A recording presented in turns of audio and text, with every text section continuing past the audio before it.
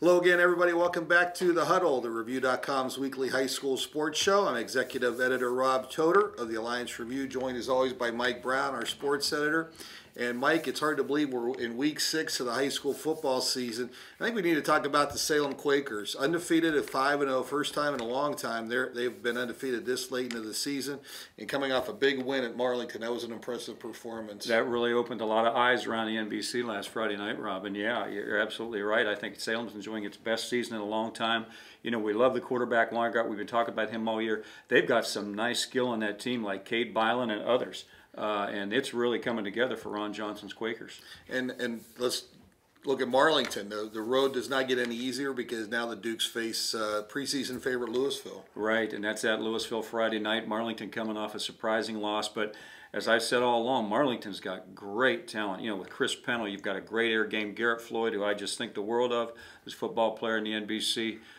You know, and obviously Louisville's got that great talent too. They've got the great air game. They got Razul Young, who played at Canton-Timken last year, having a great year at running back for the Leopards. So I think there's going to be a lot of offense come Friday night at Leopard Stadium. What do you think the key to that game is going to be? Boy, I'll tell you what, it might be the last team that has the ball because I could see both of them scoring a lot. I mean, Louisville is the favorite because they're at home. But I think I don't count Marlington out of anything. Like I said, when you have an air game, you're not out of anything. Okay. Another big rivalry game, Alliance and West Branch. The Aviators coming off their first win of the season at Canton South, a big win for the Aviators. And West Branch rolling along, they're 4-1. Right, they're off to their best start since their playoff season of 2007. And I got a chance to see the Warriors for 2 quarters last Friday night before I had to be in the office. And, you know, they've got good balance. They've got the good air game this year with T.J. DeShields, the promising sophomore quarterback. And they got a really nice run game, too. And the thing that's impressed me most about West Branch, you know, they've kind of struggled on defense for the last number of years. They play good defense. I mean, their first-team defense didn't give up a touchdown last week. They gave up a touchdown on a block punt, and then their second-team defense gave up the other touchdown late. So their first-team defense, I believe, has not given up a touchdown in 3 weeks. Hey, let's talk about that game. What do you think the keys are? Well, for Alliance, I think really eliminating the mistakes that have hurt them a little bit in the first part of the season and keeping that game close until the fourth quarter. Absolutely. And you know what? Alliance got some players back who were injured last week, plus Mike Schott made some changes along the lines, and it really worked for the Aviators. They rang up 40 points on the Canton South Wildcats on the road. And Alliance has great skill. When you think about Deuce Johnson and some of the other players they have, that game's at Alliance Friday night. It's a rivalry. I think that game's going to be a lot better than people think.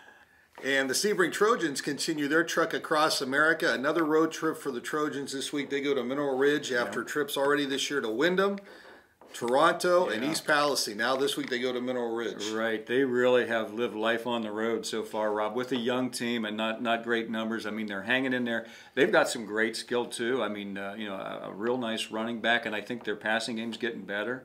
You know, they're hanging in there with the numbers they have. And I salute the Trojans.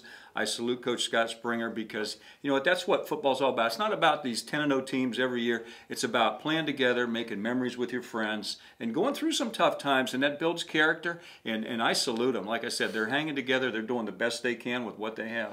Okay. Let's talk about St. Thomas, too. They're uncharacteristically 2-3, but they go on the road at Garfield Heights Trinity, who's 3-2, but from some of the websites that I've seen, for entertainment purposes only, the Knights are a favorite in this game. Right, and you know what? I think you have to look at St. Thomas' schedule and who they lost to. They lost to the Crestwood Red Devils, who are 4-1. They lost to the Canton Central Catholic Crusaders, who are 4-1. I mean, and I think the other team that beat them was a good team too, a quality team. Oh, it's Marlington Dukes, who are 3-2.